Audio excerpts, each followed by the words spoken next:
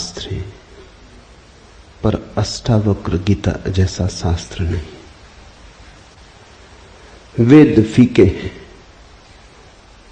उपनिषद बहुत धीमी आवाज में बोलते हैं। गीता में भी ऐसा गौरव नहीं जैसा अष्टावक्र की संहिता में। कुछ बात ही अनूठी है। सबसे बड़ी बात तो यह है कि न समाज, न राजनीति, न जीवन की किसी और व्यवस्था का कोई प्रभाव अष्टावक्र के वचनों पर है। इतना शुद्ध भावातीत वक्तव्य है, समय और काल से अतीत, दूसरा नहीं। शायद इसीलिए अष्टावक्र की गीता, अष्टावक्र की संहिता का बहुत प्रभाव नहीं पड़ा। कृष्ण की गीता का बहुत प्रभाव पड़ा। पहला कारण, कृष्ण की गीता समन्वय है। सत्य की उतनी चिंता नहीं जितनी समन्वय की चिंता है।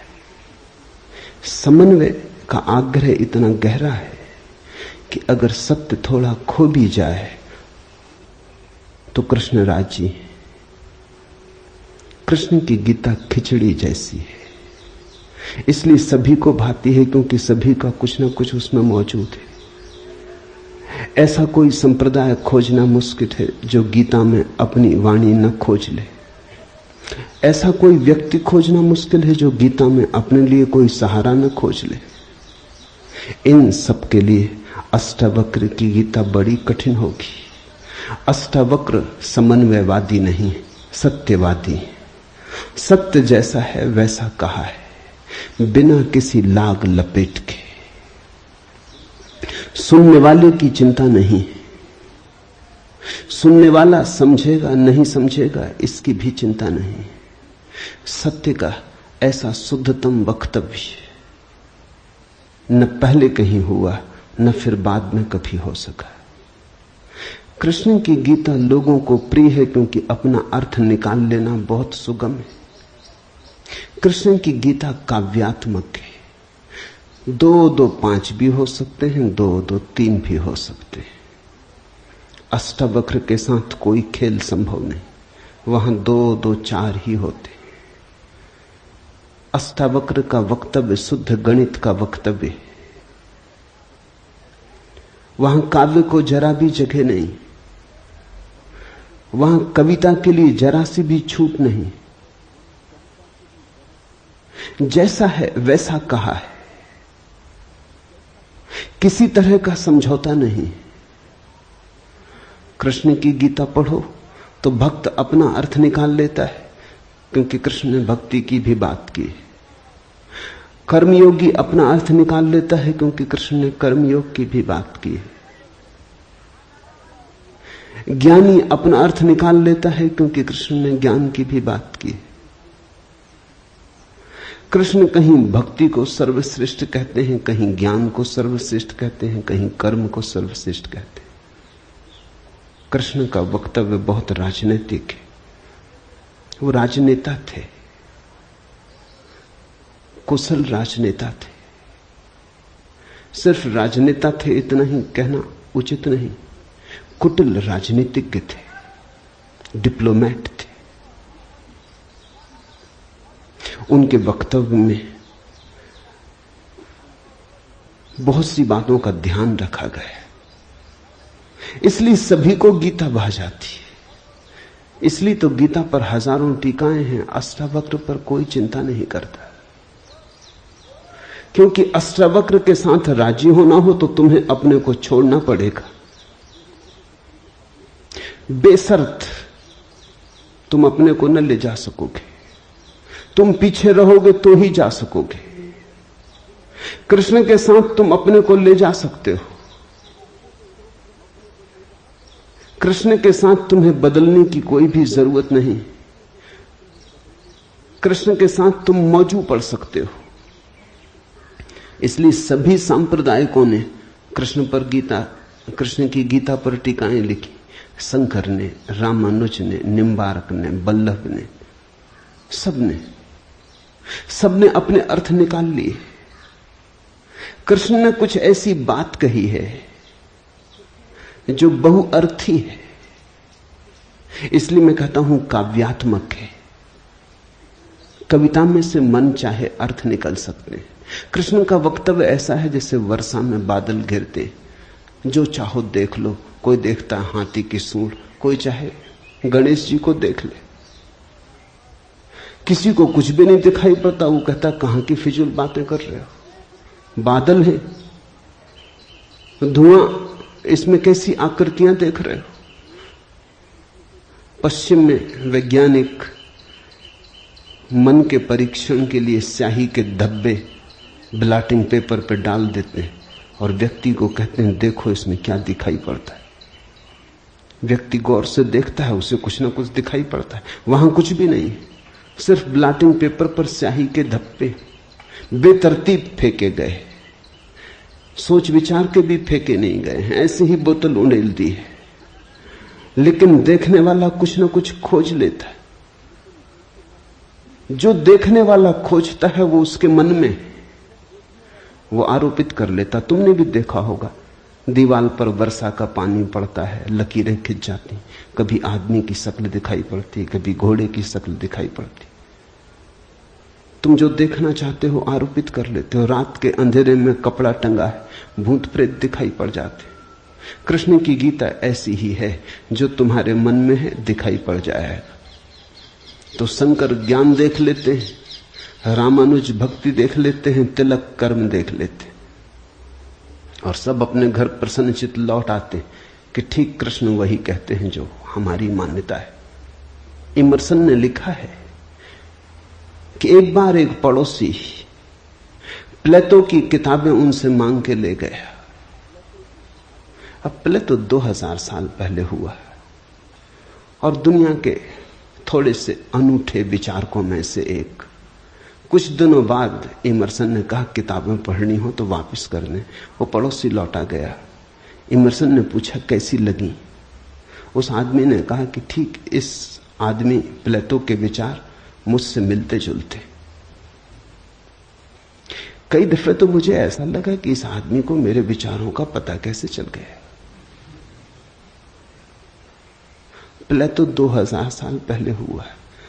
इसको शक हो रहा है कि इसने कहीं मेरे विचार तो नहीं चुरा लिए। कृष्ण में ऐसा शक बहुत बार होता है। इसलिए कृष्ण पर सदियां बीत गईं, टीकाएं चलती जाती, हर सदी अपना अर्थ खोज लेती है, हर व्यक्ति अपना अर्थ खोज लेता है। कृष्ण की गीता स्याही के धब्बों जैसी एक कुशल राजनीतिज्ञ का वक्तव्य है। अष्टावक्र की गीता में तुम कोई अर्थ न खोज पाओगे। तुम अपने को छोड़ के चलोगे तो ही अष्टावक्र की गीता स्पष्ट होगी।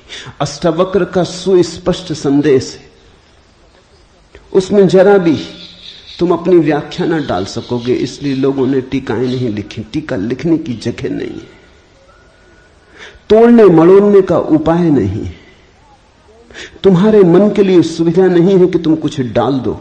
अष्टावक्र ने इस तरह से वक्तव्य दिया है कि सदियां बीत गई, उस वक्तव्य में कोई कुछ जोड़ नहीं पाया, घटा नहीं पाया। बहुत कठिन है ऐसा वक्तव्य देना। शब्द के साथ ऐसी कुशलता बड़ी कठिन है। इसलिए मैं कहता हूं एक अनूठी यात्रा तुम शुरू कर रहे हो। अष्टावक्र में राजनीतिज्ञों की कोई उत्सुकता नहीं,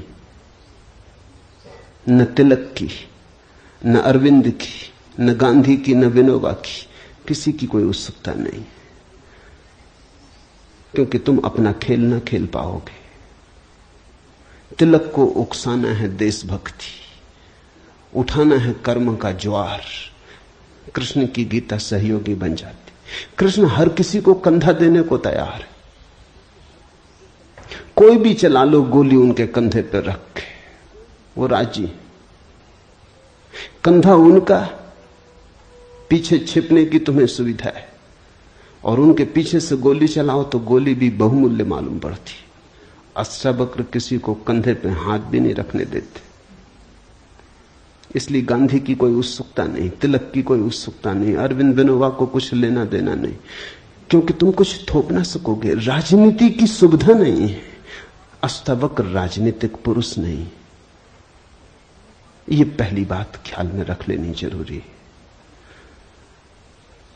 ऐसा सुस्पष्ट खुले आकाश जैसा वक्तव्य जिसमें बादल है ही नहीं, तुम कोई आकृति देख ना पाओगे, आकृति छोड़ोगे, सब बनोगे निराकार, अरूप के साथ जोड़ोगे संबंध, तो अष्टावक्र समझ में आएंगे। अष्टावक्र समझना चाहो तो ध्यान की गहराई में उतरना होगा।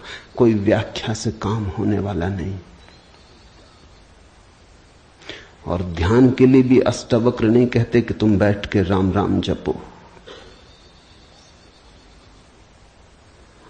अष्टावक्र कहते हैं तुम कुछ भी करो वो ध्यान ना होगा।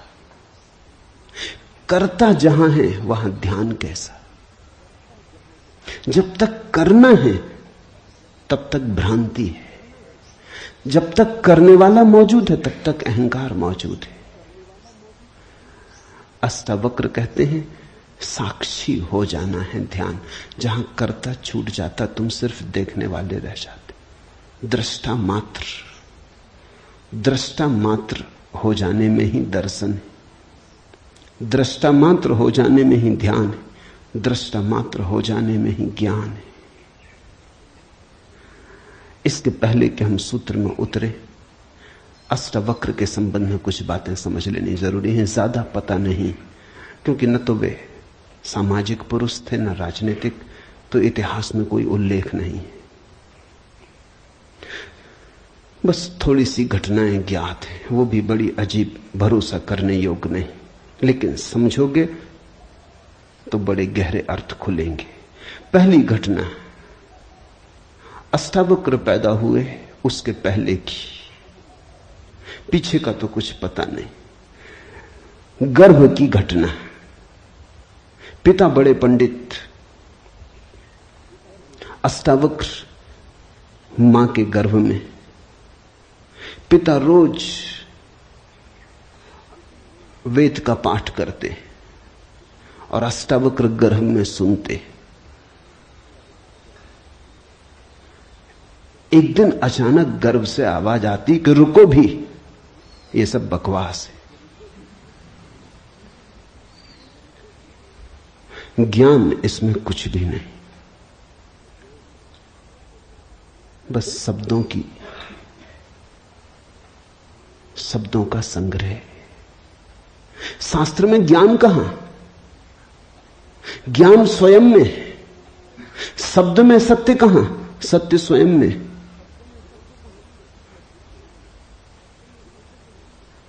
पिता स्वभावतः नाराज हुए। एक तो पिता, फिर पंडित, और गर्भ में छिपा हुआ बेटा इस तरह की बात कहे, अभी पैदा भी नहीं हुआ। क्रोध में आ गए, आग बबूला हो गए। पिता का अहंकार चोट खा गया। फिर पंडित का अहंकार। बड़े पंडित थे, बड़े विवादी थे, शास्त्रार्थी थे। क्रोध में अभिशाप दे दिया कि जब पैदा होगा तो 8 अंगों से टेढ़ा होगा, इसलिए नाम अष्टावक्र। 8 जगह से कुबड़े पैदा हुए, 8 जगह से ऊंट की भांति इर्छे तिरछे। पिता ने क्रोध में शरीर को विक्षत कर दिया। ऐसी और भी कथाएं हैं। कहते हैं बुद्ध जब पैदा हुए तो खड़े खड़े पैदा हुए। मां खड़ी थी वृक्ष के तले, खड़े खड़े मां खड़ी थी, खड़े खड़े पैदा हुए। जमीन पर गिरे नहीं कि चले, 7 कदम चले। 8वें कदम पर रुककर 4 आर्य सत्यों की घोषणा की कि जीवन दुख है। अभी 7 कदम ही चले हैं पृथ्वी पर कि जीवन दुख है, कि दुख से मुक्त होने की संभावना है, कि दुख मुक्ति का उपाय है, कि दुख मुक्ति की अवस्था है, निर्वाण की अवस्था है। लाओत्सु के संबंध में कथा है कि लाओत्सु बूढ़े पैदा हुए, 80 वर्ष के पैदा हुए, 80 वर्ष तक गर्भ में ही रहे। कुछ करने की चाह ही न थी तो गर्भ से निकलने की चाह भी न हुई, कोई वासना ही न थी तो संसार में आने की भी वासना न हुई। जब पैदा हुए तो सफेद बाल थे, 80 वर्ष के बूढ़े थे।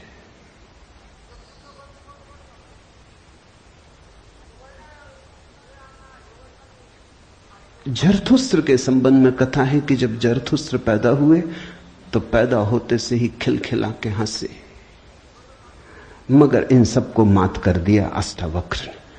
ये तो पैदा होने की बात है। अष्टावक्र ने अपना पूरा वक्तव्य दे दिया पैदा होने के पहले। ये कथाएं महत्वपूर्ण हैं। इन कथाओं में इन व्यक्तियों के जीवन की सारी सार संपदा है, निचोड़ है। बुद्ध ने जो जीवन भर में कहा उसका निचोड़। बुद्ध ने अष्टांगिक मार्ग का उपदेश दिया तो 7 कदम चले, 8वें पर रुक गए। 8 अंग है कुल। पहुंचने की अंतिम अवस्था है सम्यक समाधि। उस समाधि की अवस्था में ही पता चलता है जीवन के पूरे सत्य का। वो 4 आर्य सत्यों की घोषणा करती। लाओत्सु बूढ़ा पैदा हुआ। लोगों को 80 साल लगते हैं,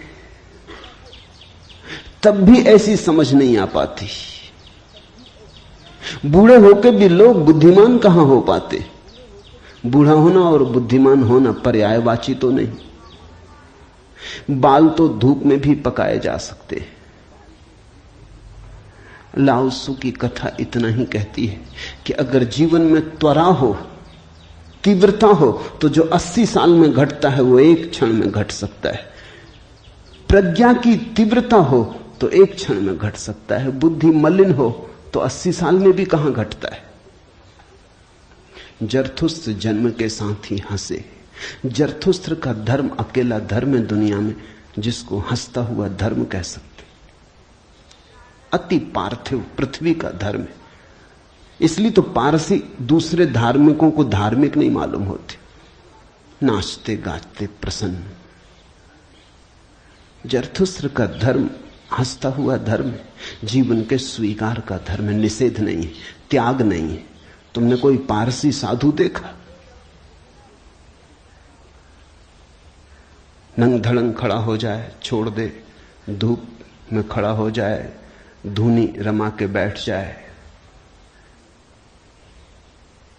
नहीं, पारसी धर्म में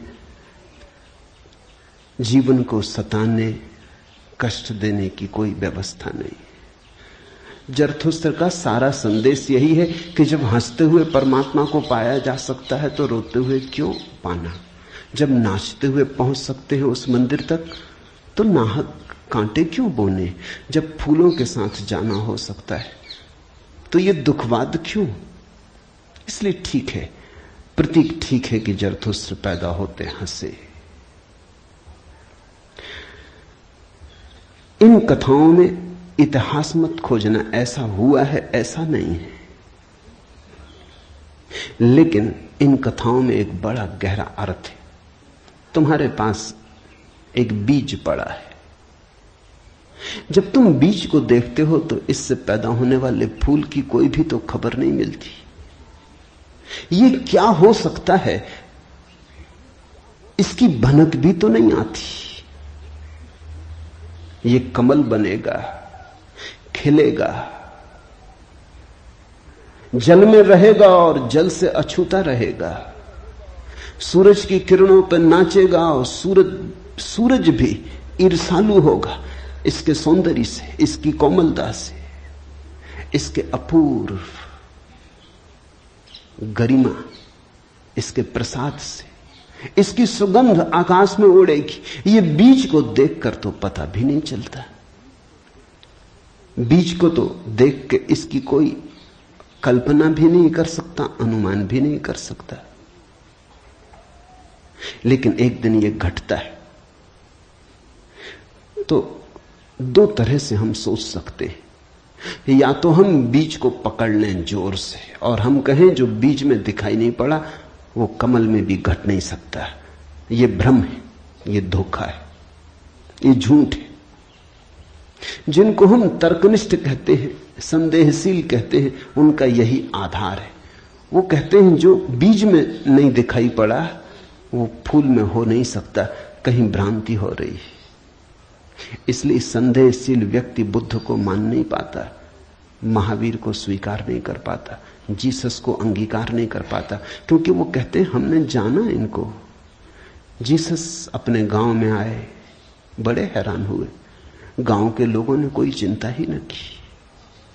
जीसस का वक्तव्य है कि पैगंबर की अपने गांव में पूजा नहीं होती। कारण क्या रहा होगा, क्यों नहीं होती गांव में पूजा पैगंबर की? गांव के लोगों ने बचपन से देखा, बड़े ही जोसेफ का लड़का है, लकड़ियां ढोते देखा, रिंदा चलाते देखा, लकड़ियां चीरते देखा, पसीने से लथपथ देखा, सड़कों पर खेलते देखा, झगड़ते देखा। गांव के लोग इसे बचपन से जानते हैं, बीज की तरह देखा। आज अचानक ये हो कैसे सकता है कि परमात्मा का पुत्र हो गए?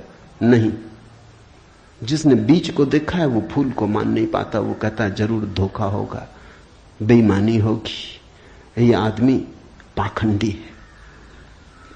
बुद्ध अपने घर वापस लौटे तो पिता, सारी दुनिया को जो दिखाई पड़ रहा था वो पिता को दिखाई नहीं पड़ा। सारी दुनिया अनुभव कर रही थी एक प्रकाश, दूर दूर तक खबरें जा रही थी, दूर देशों से लोग आने शुरू हो गए थे। लेकिन जब वापस बुद्ध घर आए 12 साल बाद, तो पिता ने कहा मैं तुझे अभी भी क्षमा कर सकता हूं, यद्यपि तूने काम तो बुरा किया है, सताया तो तूने हमें, अपराध तो तूने किया, लेकिन मेरे पास पिता का हृदय, मैं माफ कर दूंगा, द्वार तेरे लिए खुले, मगर फेंक ये भिक्षा का पात्र, हटा ये भिक्षु का वेश, ये सब नहीं चलेगा। तो वापस लौटा, ये राज्य तेरा है, मैं बूढ़ा हो गया, इसको कौन संभालेगा? हो गया बचपना बहुत, अब बंद करो ये सब खेल। बुद्ध ने कहा कृपा कर मुझे देखें तो, जो गया था वो वापस नहीं आया है, ये कोई और ही आया है। जो आपके घर पैदा हुआ था वही वापस नहीं आया है, ये कोई और ही आया है, बीज फूल होके आया है। गौर से तो देखो। पिता ने कहा तू मुझे सिखाने चला है, पहले दिन से जब तू पैदा हुआ था तब से तुझे जानता हूं। किसी और को धोखा देना, किसी और को समझा लेना, भ्रम में डाल देना, मुझे तू भ्रम में न डाल पाएगा। मैं फिर कहता हूं, मैं तुझे भली भांति जानता हूं, मुझे कुछ सिखाने को चेष्टा मत कर, क्षमा करने को मैं राजी हूं। बुद्ध ने कहा आप और मुझे जानते हैं, मैं तो स्वयं को भी नहीं जानता था, अभी अभी किरणें उतरी हैं और स्वयं को जानो। क्षमा करे, लेकिन यह मुझे कहना ही पड़ेगा कि जिसको आपने देखा वो मैं नहीं हूं, और जहां तक आपने देखा वो मैं नहीं हूं। बाहर बाहर आपने देखा, भीतर आपने कहां देखा? मैं आपसे पैदा हुआ हूं, लेकिन आपने मुझे निर्मित नहीं किया। मैं आपसे आया हूं जैसे एक रास्ते से कोई राहगीर आता है, लेकिन रास्ता और राहगीर का क्या लेना देना? कल रास्ता कहने लगे कि मैं तुझे पहचानता हूं, तू मेरे हिस्से तो होकर आया। ऐसे ही आप कह रहे हैं आपके पहले भी मैं था, जन्मों जन्मों से मेरी यात्रा चल रही, आपसे गुजरा जरूर, ऐसा मैं औरों से भी गुजरा हूं, और भी मेरे पिता थे, और भी मेरी माताएं थी, लेकिन मेरा होना बड़ा अलग थलग है, कठिन है, बहुत अति कठिन है। अगर बीज देखा तो फूल पे भरोसा नहीं आता। एक तो ढंग है अश्रद्धालु का, तर्कवादी का, संदेहशील का, कि वो कहता है बीज को हम पहचानते हैं तो फूल हो नहीं सकता, हम कीचड़ को जानते हैं उस कीचड़ से कमल हो कैसे सकता है। सब गलत, सपना होगा, भ्रांति होगी, किसी मोहजाल में पड़ गए होगे, किसी ने धोखा दे दिया, कोई जादू, कोई तिलिस्म। एक तो ये रास्ता है, एक रास्ता है श्रद्धालु का, प्रेमी का, भक्त का, सहानुभूति से भरे हृदय का। वो फूल को देखता है और फूल से पीछे की तरफ यात्रा करता है। वो कहता है जब फूल में ऐसा सुगंध हुई, जब फूल में ऐसी विभा प्रकट हुई, जब फूल में ऐसी प्रतिभा, जब फूल में ऐसा कुंवारापन दिखा, तो जरूर बीज में भी रहा होगा। क्योंकि जो फूल में हुआ है वो बीज में न हो तो हो ही नहीं सकता। ये सारी कथाएं घटी हैं ऐसा नहीं। जिन्होंने अष्टावक्र के फूल को देखा उनको ये ख्याल में आया कि जो आज हुआ है वो कल भी रहा होगा, छिपा था, अवगुंठित था, पर्दे में पड़ा था। जो आज है, अंत में है, वो प्रथम भी रहा होगा। जो मृत्यु के क्षण में दिखाई पड़ रहा है वो जन्म के क्षण में भी मौजूद रहा होगा, अन्यथा पैदा कैसे होता। तो एक तो ढंग है फूल से पीछे की तरफ देखना और एक है बीज से आगे की तरफ देखना। गौर से देखो तो दोनों में सारसूत्र एक ही है, दोनों की आधार भित्ति एक ही है, लेकिन कितना जमीन आसमान का अंतर हो जाता है। जो बीज वाला है वो भी ये कह रहा है कि जो बीज में नहीं है वो फूल में कैसे हो सकता है, ये उसका तर्क है। फूल वाला भी यही कह रहा है, वो कह रहा है जो फूल में है वो बीज में भी होना ही चाहिए। दोनों का तर्क तो एक है, लेकिन दोनों के देखने के ढंग अलग है। बड़ी अड़चन। मुझसे कोई पूछता था कि आपके साथ बचपन में बहुत लोग पढ़े होंगे, स्कूल में, कॉलेज में, वे दिखाई नहीं पड़ते, वे कैसे दिखाई पड़ सकते? उनको बड़ी अड़चन है, वो भरोसा नहीं कर सकते, अति कठिन है उन्हें। कल ही मेरे पास रायपुर से किसी ने एक अखबार भेजा, श्री हरिशंकर परसाई ने एक लेख मेरे खिलाफ लिखा है। वो मुझे जानते हैं, कॉलेज के दिनों से जानते हैं, हिंदी के मूर्धन्य व्यंग लेखक हैं। मेरे मन में उनकी कृतियों का आदर है। लेख में उन्होंने लिखा है कि जबलपुर की हवा में कुछ खराबी है, यहां धोखेबाज और धूर्ती पैदा होते, जैसे रजनीश, महेश योगी, मुंदड़ा, 3 नाम उन्होंने गिनाए। धन्यवाद उनका, कम से कम मेरा नाम नंबर 1 तो गिनाया। इतनी याद तो रखी, एकदम बिसार नहीं दिया, बिल्कुल भूल गए हो ऐसा नहीं। लेकिन अड़चन स्वाभाविक है, सीधी साफ है, मैं उनकी बात समझ सकता हूं। यह असंभव है बीज को देखा तो फूल में भरोसा। फिर जिन्होंने फूल को देखा उन्हें बीज में भरोसा मुश्किल हो जाता है। तो सभी महापुरुषों की जीवन कथाएं 2 ढंग से लिखी जाती हैं। जो उनके विपरीत हैं वो बचपन से यात्रा शुरू करते हैं, जो उनके पक्ष में है वो अंत से यात्रा शुरू करते हैं और बचपन की तरफ जाते हैं। दोनों एक अर्थ में सही है, लेकिन जो बचपन से यात्रा करके अंत की तरफ जाते हैं वो वंचित रह जाते हैं। उनका सही होना उनके लिए आत्मघाती है। जो अंत से यात्रा करते हैं वो पीछे की तरफ जाते हैं, वो धन्यभागी हैं, क्योंकि बहुत कुछ उन्हें अनायास मिल जाता है जो कि पहले तर्कवादियों को नहीं मिल पाता। अब न केवल मैं गलत मालूम होता हूं, मेरे कारण जबलपुर तक की हवा उनको गलत मालूम होती। कुछ भूल हवा पानी में होनी चाहिए। यदि मैं उनको कहना चाहूंगा जबलपुर को कोई हक नहीं है मेरे संबंध में हवा पानी को अच्छा या खराब तय करने का। जबलपुर से मेरा कोई बहुत नाता नहीं है, थोड़े दिन वहां था, महेश योगी भी थोड़े दिन वहां थे, उनका भी कोई नाता नहीं। हम दोनों का नाता किसी और जगह से है। उस जगह के लोग इतने सोए हैं कि उन्हें अभी खबर ही नहीं है। महेश योगी और मेरा जन्म पास ही पास हुआ, दोनों गाडरवाड़ा के आसपास पैदा हुए। उनका जन्म चिचली में हुआ, मेरा जन्म कुचवाड़े में हुआ। अगर हवा पानी खराब है तो वहां का होगा। इसका दुख गाडरवाड़ा को होना चाहिए, कभी होगा, या सुख। जबलपुर को इसमें बीच में आना नहीं चाहिए। लेकिन मन कैसे तर्क रचता है। अब जो अष्टावक्र की कथा को देखेगा वो सुनते से ही कह देगा गलत, असंभव। ये तो कथा जिन्होंने लिखी है उनको भी पता है कि कहीं कोई गर्व से बोलता है। वो तो केवल इतना कह रहे हैं कि जो आखिर में प्रकट हुआ वो गर्भ में मौजूद रहा होगा। जो वाणी आखिर में खिली वो किसी न किसी गहरे तल पर गर्भ में भी मौजूद रही होगी, अन्यथा खिलती कहां से, आती कहां से?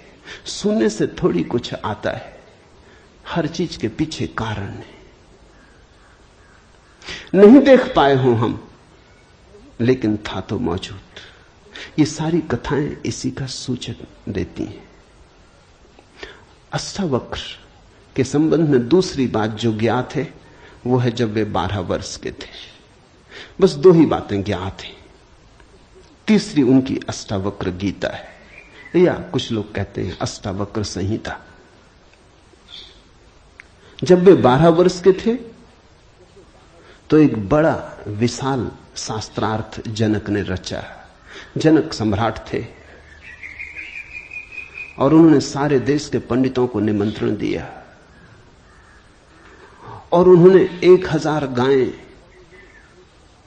राजमहल के द्वार पर खड़ी कर दी और उन्होंने गायों के सींगों पर सोना मढ़ दिया और हीरे जवाहरात लटका दिए और कहा जो भी विजेता होगा वो इन गायों को हाँक के ले जाए। बड़ा विवाद हुआ।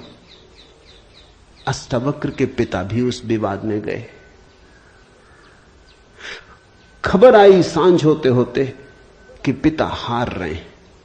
सबसे तो जीत चुके थे, वंदिन नाम के एक पंडित से हारे जा रहे हैं।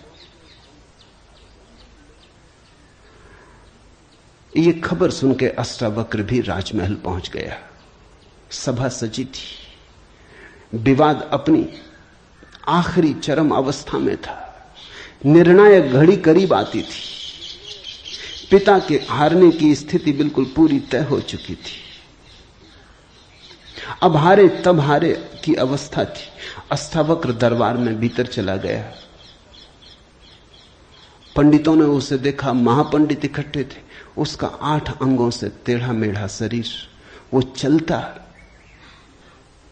तो भी देख के लोगों को हंसी आती। उसका चलना भी बड़ा हास्यास्पद था। सारी सभा हंसने लगी। अष्टावक्र भी खिल के हंसा। जनक ने पूछा, और सब हंसते हैं वो तो मैं समझ गया क्यों हंसते हैं, लेकिन बेटे तू क्यों हंसा? अष्टावक्र ने कहा, मैं इसलिए हंस रहा हूं कि इन चम्हारों की सभा में सत्य का निर्णय हो रहा है। बड़ा आदमी अनूठा रहा होगा। ये चम्हार यहां क्या कर रहे हैं? सन्नाटा छा गया। चम्हार? सम्राट ने पूछा, तेरा मतलब? उसने कहा, सीधी सी बात है, इनको चमड़ी ही दिखाई पड़ती, मैं नहीं दिखाई पड़ता। मुझसे सीधा साधा आदमी खोजना मुश्किल है, वो तो इनको दिखाई ही नहीं पड़ता। इनको आड़ा टेढ़ा शरीर दिखाई पड़ता है। ये चम्हार है, ये चमड़ी के पारखी। राजन, मंदिर के टेढ़े होने से कहीं आकाश टेढ़ा होता है?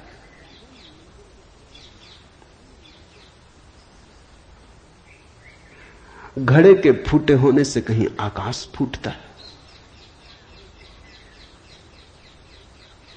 आकाश तो निर्विकार है। मेरा शरीर टेढ़ा मेढ़ा है, लेकिन मैं तो नहीं। ये जो भीतर बसा है इसकी तरफ तो देखो। इससे तुम सीधा साधा और कुछ खोज ना सकोगे।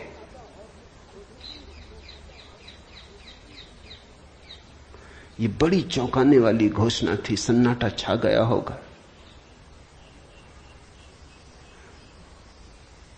जनक प्रभावित हुआ,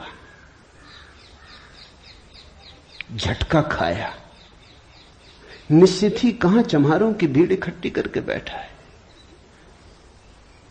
खुद पे भी पश्चाताप हुआ, अपराध लगा कि मैं भी हंसा। उस दिन तो कुछ न कहते बना, लेकिन दूसरे दिन सुबह जब सम्राट घूमने निकला था तो राह पर अष्टावक्र दिखाई पड़ा। उतरा, घोड़े से पैरों में गिर पड़ा। सबके सामने तो हिम्मत न जुटा पाया। एक दिन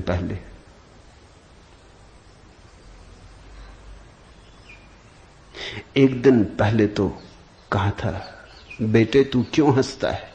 12 साल का लड़का था। उम्र तौली थी, आज उम्र नहीं तौली।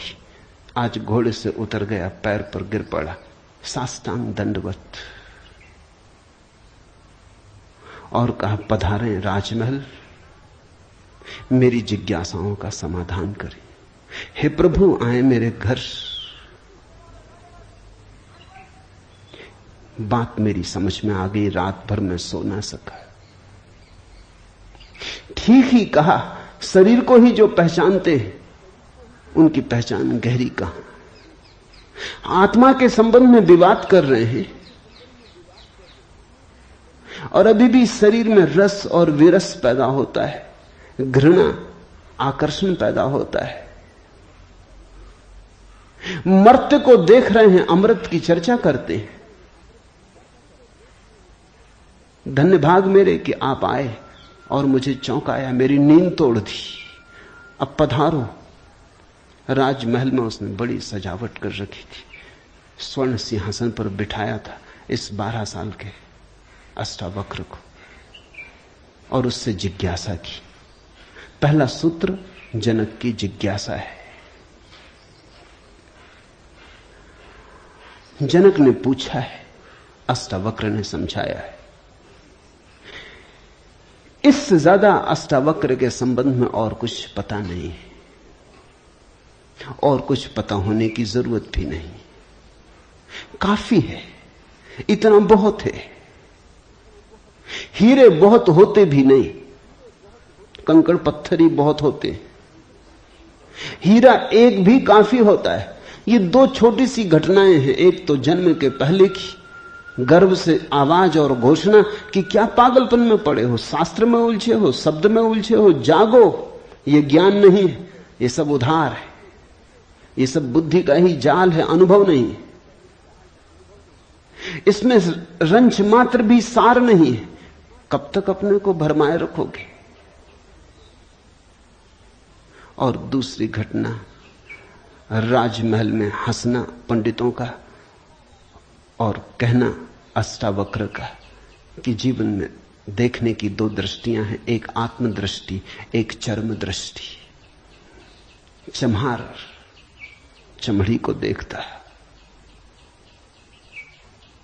प्रज्ञावान आत्मा को देखता है। तुमने गौर किया? चम्हार तुम्हारे चेहरे की तरफ देखते नहीं, वो जूते को ही देखता। असल में चम्हार जूते को देख के सब पहचान लेता तुम्हारे संबंध में कि आर्थिक हालत कैसी है, सफलता मिल रही कि विफलता मिल रही, भाग्य कैसा चल रहा, वो सब जूते में लिखा है। जूते की सिलवटें कह देती, जूते की दशा कह देती। जूते में तुम्हारी आत्मकथा लिखी, चम्हार पढ़ लेता। जूते में चमक, जूते का ताजा और नया होना, चम्हार तुमसे प्रसन्नता से मिलता है। जूता ही उसके लिए तुम्हारी आत्मा का सबूत है। दर्जी कपड़े देखता है, तुम्हारा कोट कपड़ा देख के समझ लेता हालत कैसी। सबकी अपनी बंधी हुई दृष्टियां हैं।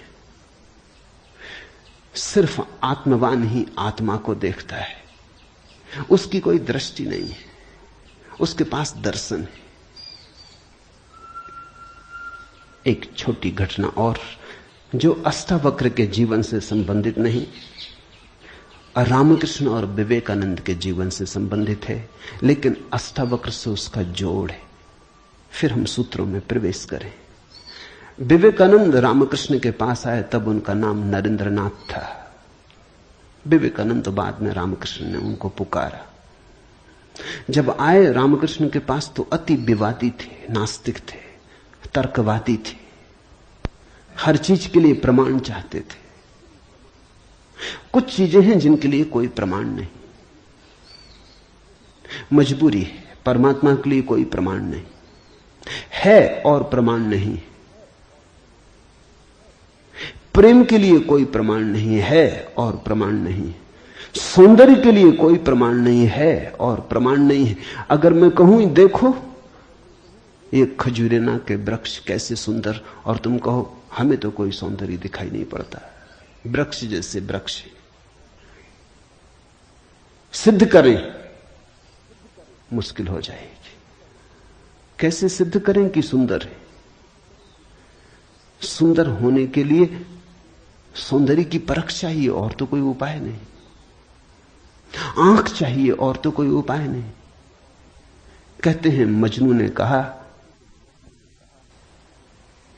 कि लैला को जानना हो तो मजनू की आंख चाहिए। ठीक कहा, लैला को देखने का और कोई उपाय ही नहीं।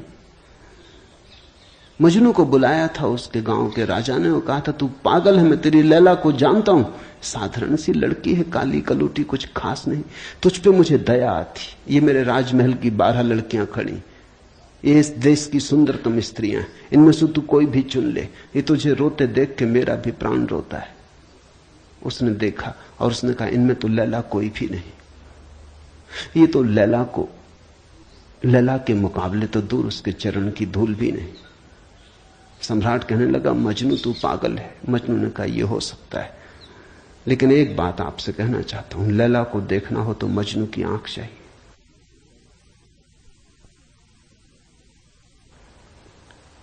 ठीक कहा मजनू ने। अगर वृक्षों के सौंदर्य को देखना हो तो कला की आंख चाहिए और कोई प्रमाण नहीं। अगर किसी के प्रेम को पहचानना हो तो प्रेमी का हृदय चाहिए और कोई प्रमाण नहीं। और परमात्मा तो इस जगत के सारे सौंदर्य और सारे प्रेम और सारे सत्य का इकट्ठा नाम है।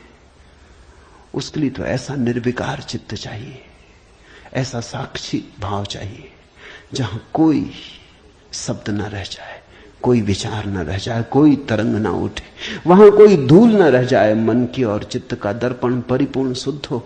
प्रमाण कहां? रामकृष्ण से विवेकानंद ने कहा प्रमाण चाहिए। है परमात्मा तो प्रमाण थे।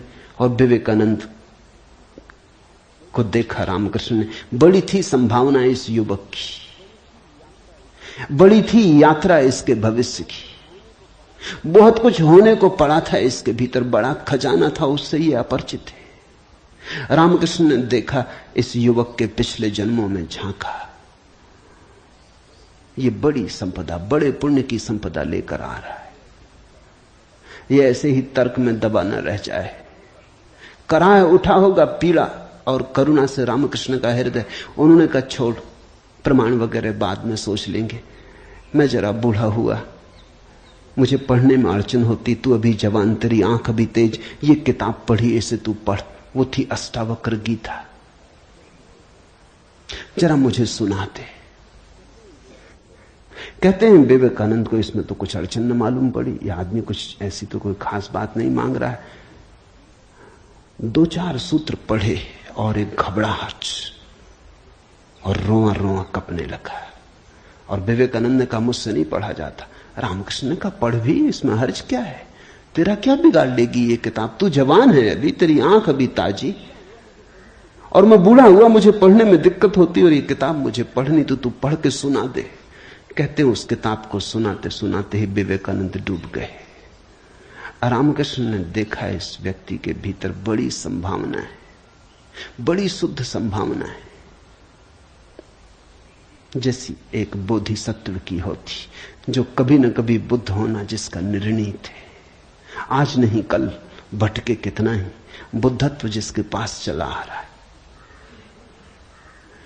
क्यों अष्टावक्र की गीता रामकृष्ण ने कही कि तू पढ़ के मुझे सुना दे? क्योंकि इससे ज्यादा शुद्धतम वक्तव्य और कोई नहीं। ये शब्द भी अगर तुम्हारे भीतर पहुंच जाएं तो तुम्हारी सोई हुई आत्मा को जगाने लगेंगे।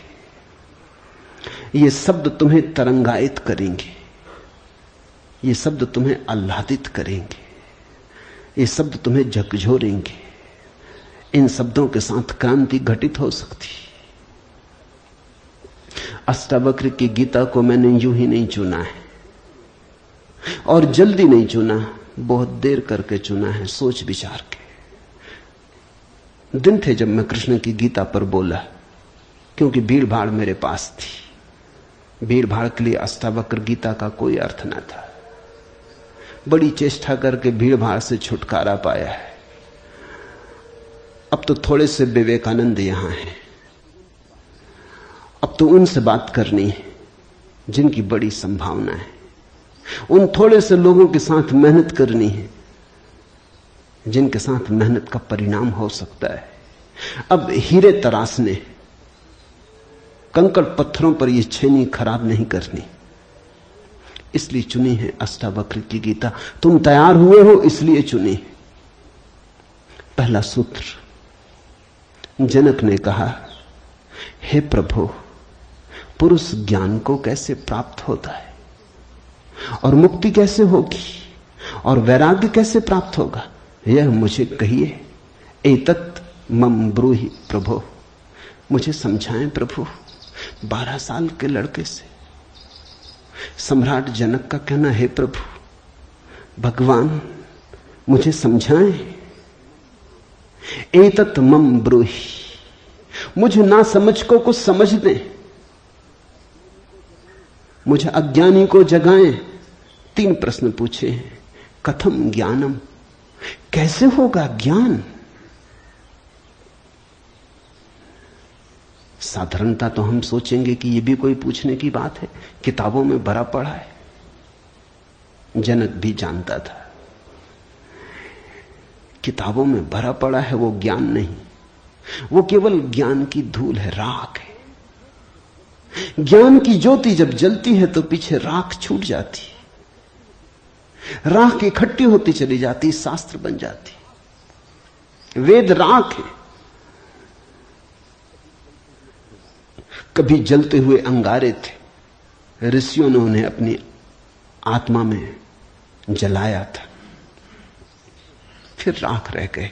फिर राख संयोजित की जाती, संग्रहित की जाती, सुव्यवस्थित की जाती।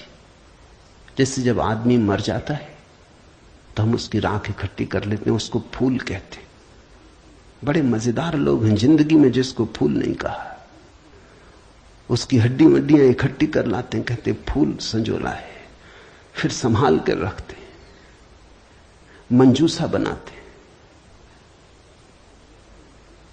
जिसको जिंदगी में कभी फूल का आदर नहीं दिया, जिसको जिंदगी में कभी फूल की तरह देखा नहीं, जब मर जाता है आदमी पागल है, तब उसकी हड्डी को, राख को फूल कहते। ऐसे ही जब कोई बुद्ध जीवित होता है तब तुम सुनते नहीं। जब कोई महावीर तुम्हारे बीच से गुजरता है तब तुम नाराज होते हो। लगता है यह आदमी तुम्हारे सपने तोड़ रहा है या तुम्हारी नींद में दखल डाल रहा है। ये कोई जगाने का वक्त है? अभी अभी तो सपना आना शुरू हुआ था, अभी अभी तो जरा जीतना शुरू किया था जिंदगी में, अभी अभी तो दांव ठीक लगने लगे थे, तीर ठीक ठीक जगह पड़ने लगा था, और ये सज्जन आ गए, ये कहते हैं सब आसार है। अभी अभी तो चुनाव जीते थे, पद पे पहुंचने का रास्ता बना था, और ये महापुरुष आ गए, ये कहते हैं ये सब सपना है, इसमें कुछ सार नहीं, मौत आएगी सब छीन लेगी। और छोड़ो भी, जब मौत आएगी तब देखेंगे, बीच में तो इस तरह की बातें मत उठाओ। लेकिन जब महावीर मर जाते, बुद्ध मर जाते, तब उनकी राख को हम इकट्ठी कर लेते, फिर हम धम्मपद बनाते, वेद बनाते, फिर हम पूजा के फूल चढ़ाते। जनक भी जानता था कि शास्त्रों में सूचनाएं भरी पड़ी, लेकिन उसने पूछा कथम ज्ञानम, कैसे होगा ज्ञान? क्योंकि कितना ही जान लो, ज्ञान तो होता ही नहीं। जानते जाओ, शास्त्र कंठस्थ कर लो, तोते बन जाओ, एक एक सूत्र याद हो जाए, पूरे वेद स्मृति में छप जाएं, फिर भी ज्ञान तो होता नहीं। कथम ज्ञानम, कैसे होता ज्ञान? कथम मुक्ति, मुक्ति कैसे होगी? क्योंकि जिसको तुम ज्ञान कहते हो वो तो बांध लेता उल्टे, मुक्त कहां करता। ज्ञान तो वही है जो मुक्त करे। जीसस ने कहा है सत्य वही है जो मुक्त करे।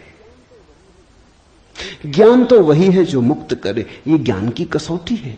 पंडित मुक्त तो दिखाई नहीं पड़ता, बंधा दिखाई पड़ता है, मुक्ति की बातें करता है, मुक्त दिखाई नहीं पड़ता है, हजार बंधनों में बंधा हुआ मालूम पड़ता है। तुमने कभी गौर किया, तुम्हारे तथाकथित संत तुमसे भी ज्यादा बंधे हुए मालूम पड़ते। तुम शायद थोड़े बहुत मुक्त भी हो, तुम्हारे संत तुमसे भी ज्यादा बंधे, लकीर के फकीर हैं। न उठ सकते स्वतंत्रता से, न बैठ सकते स्वतंत्रता से, न जी सकते स्वतंत्रता से। कुछ दिनों पहले कुछ जैन साध्वियों की मेरे पास खबर आई कि वो मिलना चाहती, मगर श्रावक आने नहीं देते। ये भी बड़े मजे की बात हुई। साधु का अर्थ होता है जिसने फिक्र छोड़ी समाज की, जो चल पड़ा अरण्य की यात्रा पर, जिसने कहा अब न तुम्हारे आदर की मुझे जरूरत है, न सम्मान की। लेकिन साधु साध्वी कहते हैं श्रावक आने नहीं देते। वो कहते हैं वहां भूल के मत जाना, वहां गए तो ये दरवाजा बंद। ये कोई साधुता हुई? ये तो परतंत्रता हुई, गुलामी हुई। ये तो बड़ी उल्टी बात हुई। ये तो ऐसा हुआ कि साधु श्रावक को बदले, उसकी जगह श्रावक साधु को बदल रहा है।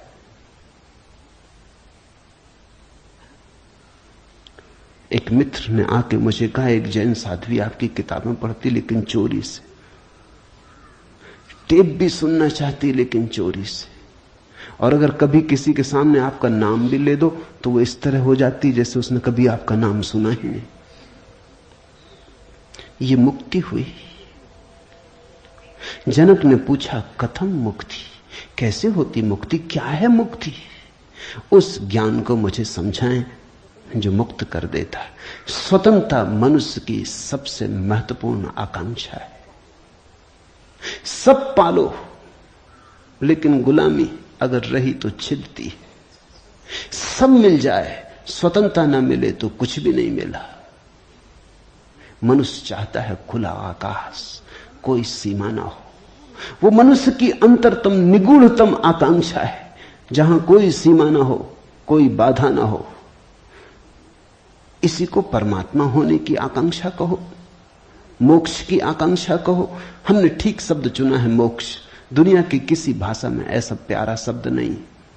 स्वर्ग, फिरदौस, इस तरह के शब्द हैं, लेकिन उन शब्दों में मोक्ष की कोई धुन नहीं है। मोक्ष का संगीत ही अनूठा है। उसका अर्थ ही केवल इतना है, ऐसी परम स्वतंत्रता जिस पर कोई बाधा नहीं है। स्वतंत्रता इतनी शुद्ध कि जिस पे कोई सीमा नहीं। पूछा जनक ने कैसे होगी मुक्ति और कैसे होगा वैराग्य? हे प्रभु मुझे समझाकर कहिए। अष्टावक्र ने गौर से देखा होगा जनक की तरफ, क्योंकि गुरु के लिए वही पहला काम है कि जब कोई जिज्ञासा करे तो वो गौर से देखे जिज्ञासा किस स्रोत से आती, पूछने वाले ने क्यों पूछा है। उत्तर तो तभी सार्थक हो सकता है जब प्रश्न क्यों किया गया है वो समझ में आ जाए, वो साफ हो जाए। ध्यान रखना, सद्ज्ञान को उपलब्ध व्यक्ति, सद्गुरु तुम्हारे प्रश्न का उत्तर नहीं देता, तुम्हें उत्तर देता है। तुम क्या पूछते हो इसकी फिक्र कम है, तुमने क्यों पूछा है, तुम्हारे पूछने के पीछे अंतर चेतन में छिपा हुआ जाल क्या है, तुम्हारे प्रश्नों की आड़ में वस्तुतः कौन सी आकांक्षा छिपी है?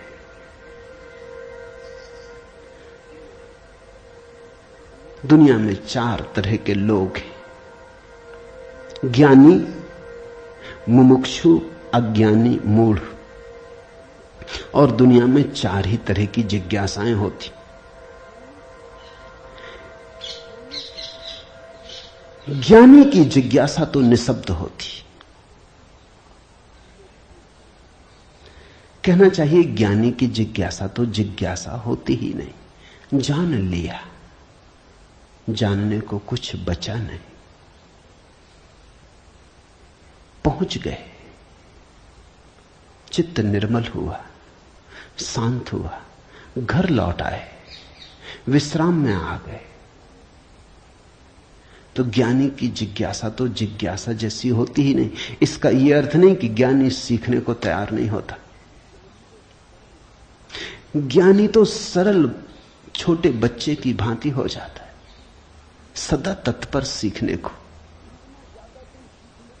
जितना ज्यादा तुम सीख लेते हो उतनी ही सीखने की तत्परता बढ़ जाती। जितने तुम सरल और निष्कपट होते चले जाते हो उतने ही सीखने के लिए तुम खुल जाते हो। आए हवाएं तुम्हारे द्वार खुले पाती, आए सूरज तुम्हारे द्वार पर दस्तक नहीं देनी पड़ती, आए परमात्मा तुम्हें सदा तत्पर पाता है। ज्ञानी ज्ञान को संग्रहित नहीं करता। ज्ञानी सिर्फ ज्ञान की क्षमता को उपलब्ध होता है। इस बात को ठीक से समझ लेना, क्योंकि पीछे यह काम पड़ेगी। ज्ञानी का केवल इतना ही अर्थ है कि जो जानने के लिए बिल्कुल खुला है, जिसका कोई पक्षपात नहीं, जानने के लिए जिसके पास कोई पर्दा नहीं, जिसके पास जानने के लिए कोई पूर्व नियोजित योजना ढांचा नहीं। ज्ञानी का अर्थ है ध्यानी, जो ध्यानपूर्ण है।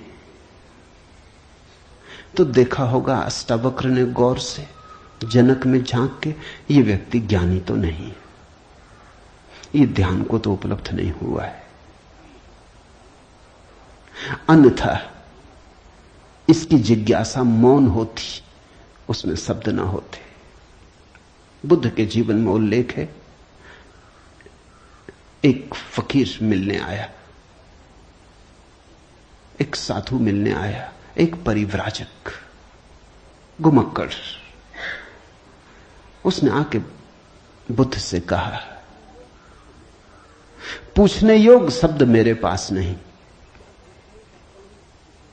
क्या पूछना चाहता हूं उसे शब्दों में बांधने की मेरे पास कोई कुशलता नहीं। आप तो जानते ही हैं, समझ लें, जो मेरे योग को कहते हैं। ये ज्ञानी की जिज्ञासा है। बुद्ध चुप बैठे रहे, उन्होंने कुछ भी ना कहा। घड़ी भर बाद जैसे कुछ घटा। वो जो आदमी चुपचाप बैठा बुद्ध की तरफ देखता रहा था, उसकी आंख से आंसुओं की धार लग गई। चरणों में झुका, नमस्कार किया और कहा, धन्यवाद, खूब धन्यभागी हूं, जो लेने आया था आपने दिया। उठ के चला भी गया। उसके चेहरे पे अपूर्व आभा थी, वो नाचता हुआ गया। बुद्ध के आसपास के शिष्य बड़े हैरान हुए। आनंद ने पूछा, बनते भगवान, पहेली हो गई। पहले तो याद नहीं, कहता है कि मुझे पता नहीं कैसे पूछूं, पता नहीं किन शब्दों में पूछूं, यह भी पता नहीं क्या पूछने आया हूं। फिर आप तो जानते ही हैं सब, देख लें, मुझे जो मेरे लिए जरूरी हो कह दें। पहले तो ये आदमी ही जरा पहेली था, ये कोई ढंग हुआ पूछने का। और जब तुम्हें यही पता नहीं कि क्या पूछना, तो पूछना ही क्यों? पूछना क्या? खूब रही। फिर यही बात खत्म ना हुई, आप चुप बैठे सो चुप बैठे रह गए। आपको ऐसा कभी मौन देखा नहीं? कोई पूछता तो आप उत्तर देते। कभी कभी तो ऐसा होता कोई नहीं भी पूछता तो भी आप उत्तर देते। आपकी करुणा सदा बहती रहती। क्या हुआ अचानक कि आप चुप रह गए और आंख बंद हो गई? और फिर क्या रहस्यमय घटा कि वो आदमी रूपांतरित होने लगा। हमने उसे बदलते देखा, हमने उसे किसी और ही रंग में डूबते देखा, उसमें मस्ती आते देखी। वो नाचता हुआ गया है, आंसुओं से भरा हुआ, गदगद आह्लादित, वो चरणों में झुका, उसकी सुगंध हमें भी छुई। ये हुआ क्या? आप कुछ बोले नहीं, उसने सुना कैसे? और हम तो इतने दिनों से, वर्षों से आपके पास हैं। हम पर आपकी कृपा कम है क्या?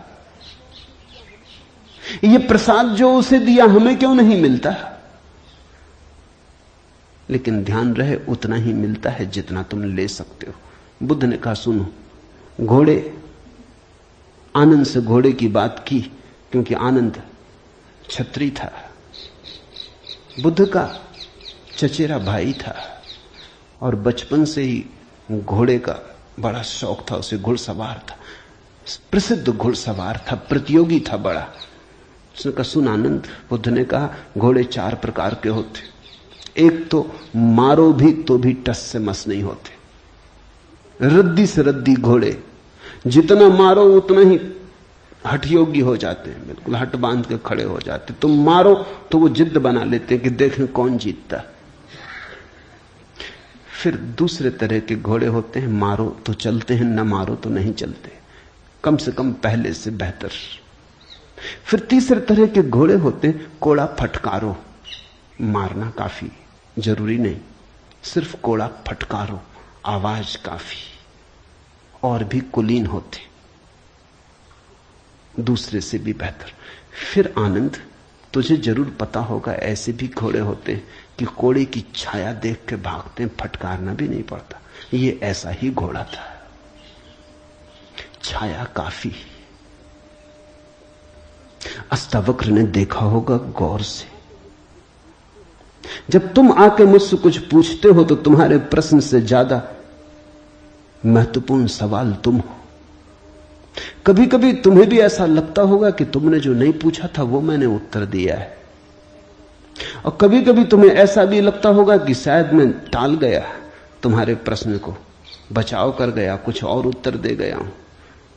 लेकिन सदा तुम्हारी भीतरी जरूरत ज्यादा महत्वपूर्ण। तुम क्या पूछते हो ये उतना महत्वपूर्ण नहीं, क्योंकि तुम्हें खुद ही ठीक पता नहीं तुम क्या पूछते हो, क्यों पूछते हो। उत्तर वही दिया जाता है जिसकी तुम्हें जरूरत है। तुम्हारे पूछने से कुछ तय नहीं होता। देखा होगा अष्टावक्र ने ज्ञानी तो नहीं है जनक, अज्ञानी है। फिर क्या? अज्ञानी भी नहीं है, क्योंकि अज्ञानी तो अकड़ीला, अकड़ा से भरा होता है। अज्ञानी तो झुकना जानता ही नहीं। ये तो मुझ 12 साल की उम्र के लड़के के पैरों में झुक गया, साष्टांग दंडवत की। ये अज्ञानी के लिए असंभव है। अज्ञानी तो समझता है कि मैं जानता ही हूं, मुझे कौन समझाएगा। अज्ञानी अगर कभी पूछता भी है तो तुम्हें गलत सिद्ध करने को पूछता है, क्योंकि अज्ञानी तो ये मान के चलता है कि पता तो मुझे है ही, देखें इनको भी पता है या नहीं। अज्ञानी परीक्षा के लिए पूछता है। नहीं, इसकी आंखें जनक की तो बड़ी निर्मल है। मुझ 12 साल के अनजान अपरिचित लड़के को सम्राट होते हुए भी इसने कहा, एतत् मम ब्रूहि प्रभो, हे प्रभु मुझे समझा के कहें। नहीं, ये विनयशील है, अज्ञानी तो नहीं। मूढ़ है क्या? फिर मूढ़ तो पूछते ही नहीं। मूढ़ों को तो पता ही नहीं कि जीवन में कोई समस्या है। मूढ़ और बुद्ध पुरुषों में एक समानता है। बुद्ध पुरुषों के लिए कोई समस्या नहीं रही, मूढ़ों के लिए अभी समस्या उठी ही नहीं। बुद्ध पुरुष समस्या के पार हो गए, मूढ़ अभी समस्या के बाहर है। मूढ़ तो इतना मूर्छित है कि उसे कहां सवाल कथम ज्ञानम, मूढ़ पूछेगा। कथम मुक्ति, मूढ़ पूछेगा। कैसे होगा वैराग्य, मूढ़ पूछेगा। असंभव। मूढ़ अगर पूछेगा भी तो पूछता है राग में सफलता कैसे मिलेगी। मूढ़ अगर पूछता भी है तो पूछता है संसार में और थोड़े ज्यादा दिन कैसे रहना हो जाए, मुक्ति नहीं। मूढ़ पूछता है बंधन सोने के कैसे बने, बंधन में हीरे जवाहरात कैसे जड़े। मूढ़ पूछता भी है तो ऐसी बातें पूछता है। ज्ञान, मूढ़ तो मानता ही नहीं कि ज्ञान हो सकता है, वो तो संभावना को स्वीकार नहीं करता। वो तो कहता कैसा ज्ञान। मूढ़ तो पशुवत जीता है। नहीं, ये जनक मूढ़ भी नहीं है, मुमुक्षु है। मुमुक्षु शब्द समझना जरूरी है। मोक्ष की आकांक्षा, मुमुक्षा। अभी मोक्ष के पास नहीं पहुंचा, ज्ञानी नहीं है। मोक्ष के प्रति पीठ करके नहीं खड़ा, मूढ़ नहीं है। मोक्ष के संबंध में कोई धारणाएं पकड़ के नहीं बैठा, अज्ञानी भी नहीं है, मुमुक्षु है। मुमुक्षु का अर्थ है सरल है इसकी जिज्ञासा। न मूढ़ता से अपवित्र हो रही है, न अज्ञानपूर्ण धारणाओं से विकृत हो रही है। शुद्ध है इसकी जिज्ञासा, सरल चित्त से पूछा है। अष्टावक्र ने कहा, हे प्रिय, यदि तू मुक्ति को चाहता है तो विषयों को विष के समान छोड़ दे और क्षमा, आर्जव, दया, संतोष और सत्य को अमृत के समान सेवन कर। मुक्ति मिच्छसि चेतात विषयान विस्वत्यज। शब्द विषय बड़ा बहुमूल्य है, वो विष से ही बना है। विष का अर्थ होता है जिसे खाने से आदमी मर जाए। विषय का अर्थ होता है जिसे खाने से हम बार बार मरते। बार बार भोग, बार बार भोजन, बार बार महत्वाकांक्षा, ईर्ष्या, क्रोध, जलन, बार बार इन्हीं को खा खा के तो हम मरे। बार बार इन्हीं के कारण तो मरे। अब तक हमने जीवन में जीवन कहां जाना, मरने को ही जाना है। अब तक हमारा जीवन, जीवन की प्रज्वलित ज्योति कहां, मृत्यु का ही धुआं है। जन्म से लेकर मृत्यु तक हम मरते ही तो हैं, धीरे धीरे जीते कहां। रोज रोज मरते। जिसको हम जीवन कहते हैं वो एक सतत मरने की प्रक्रिया है। अभी हमें जीवन का तो पता ही नहीं, तो हम जिएंगे कैसे।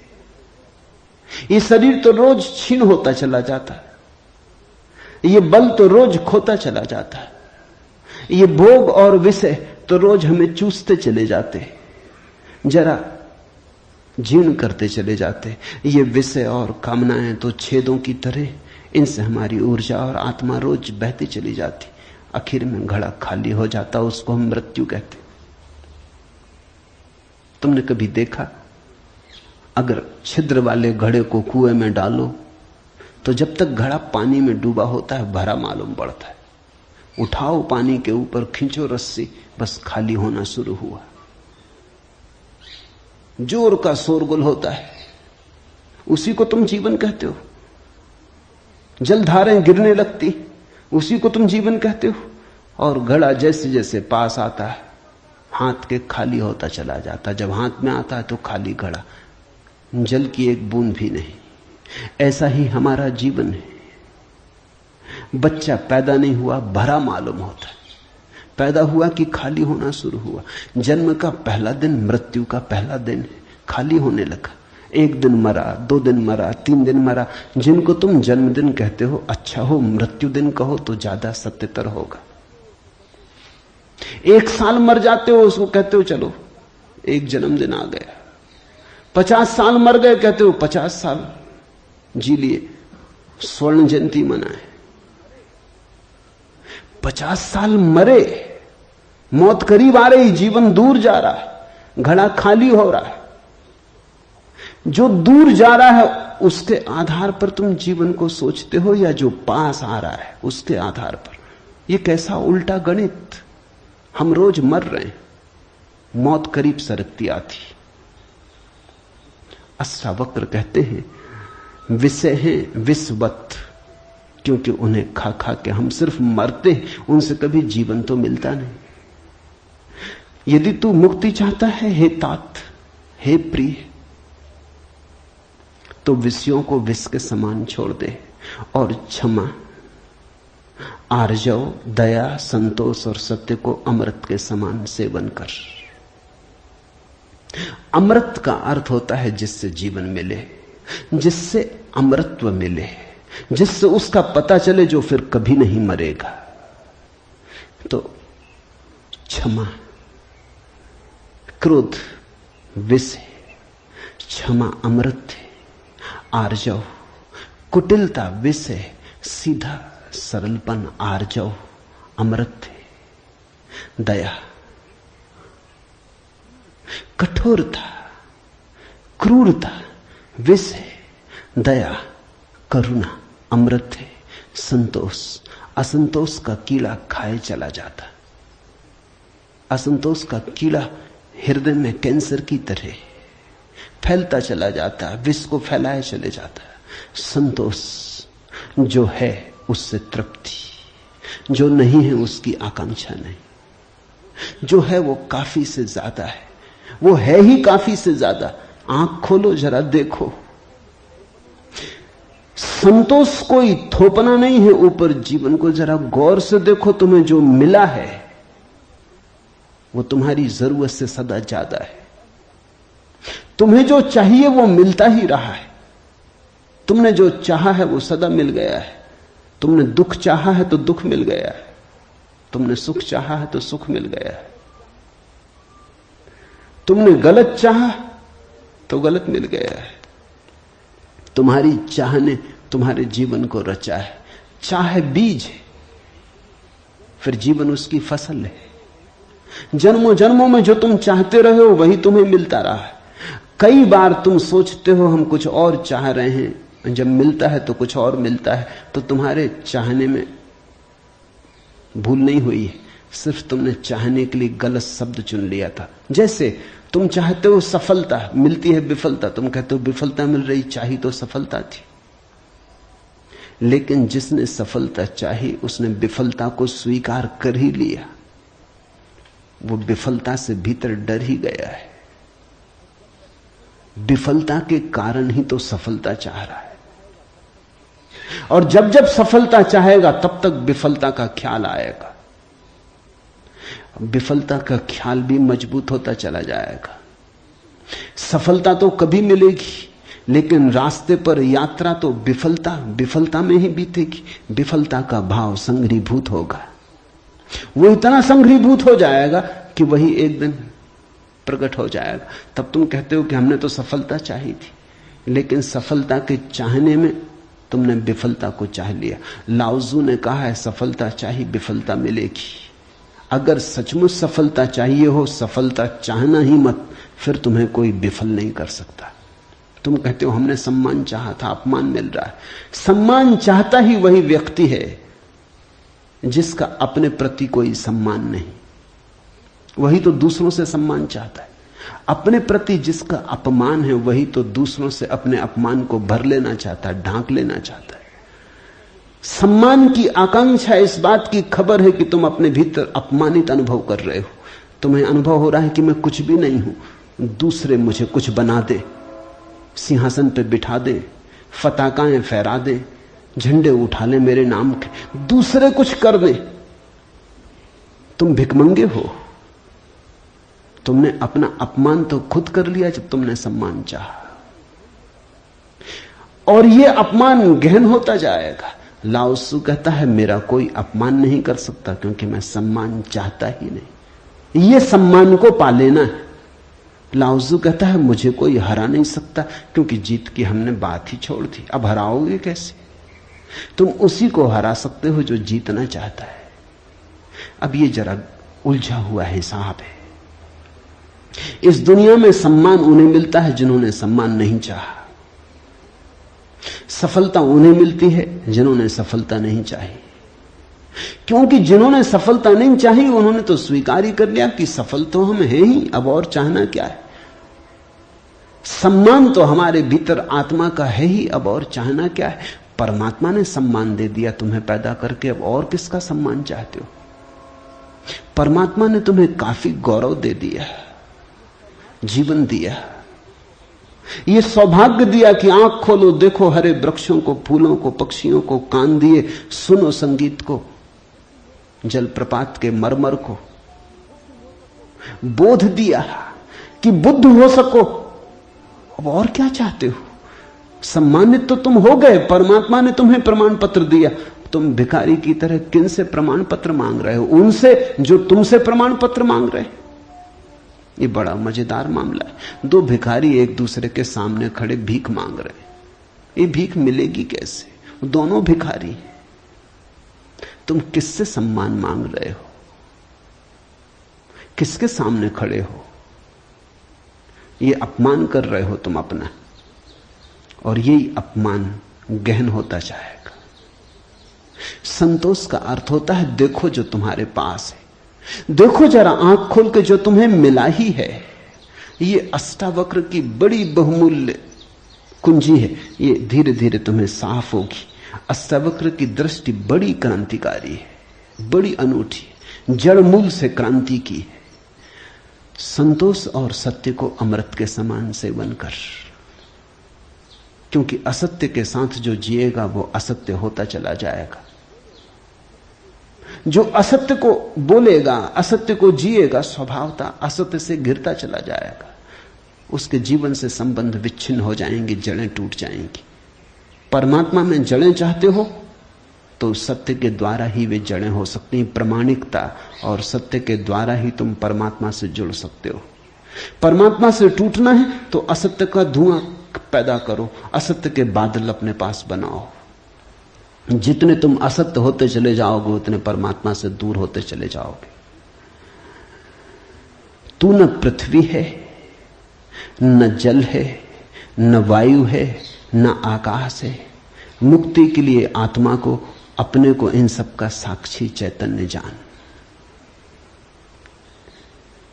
सीधी सीधी बातें, भूमिका भी नहीं।